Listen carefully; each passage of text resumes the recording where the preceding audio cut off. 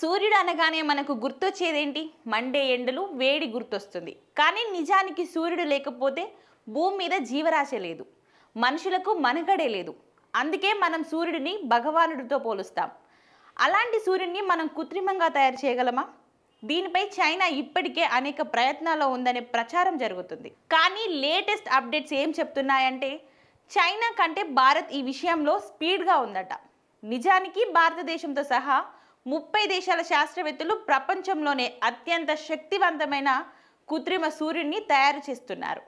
కృత్రిమ సూర్యుడు లేదా ఆర్టిఫిషియల్ సన్ అని పిలుస్తున్నారు. ఇప్పటికే భారత్ న్యూక్లియర్ ఫ్యూజన్ రీసెర్చ్ లో గణనీయమైన పురోగతిని సాధిస్తుంది. ఈ ప్రాజెక్టులు న్యూక్లియర్ ఫ్యూజన్ ద్వారా స్వచ్ఛమైన అపరిమిత శక్తిని ఉత్పత్తి చేయడానికి ఉపయోగపడతాయి. ఇది సూర్యుడిలో నిరంతర జరిగే ప్రక్రియను పోలి ఉంటుంది. గుజరాత్లోని ఇన్స్టిట్యూట్ ఫర్ ప్లాస్మా రీసెర్చ్ 2013 నుండి ఈ ప్రాజెక్టుపై పనిచేస్తుంది. భారతదేశం అత్యంత ముఖ్యమైన ఫ్యూజన్ రియాక్టర్ ప్రాజెక్ట్ ఇది సూర్యుడి కోర్ కంటే 20 రెట్లు వేడిగా ఉండే, అంటే సుమారు 20 మిలియన్ డిగ్రీల సెల్సియస్ ప్లాస్మాను ఉత్పత్తి చేసింది. ఇది భారతదేశాన్ని సూపర్ కండక్టివ్ టోకోమాక్ లాగా నిర్వహించే 6 దేశాలలో ఒకటిగా నిలిచింది. ఇప్పుడు భారత్ నెక్స్ట్ లెవెల్ ఫ్యూజన్ రియాక్టర్ని అభివృద్ధి చేయడానికి సన్నాహాలు చేస్తుంది.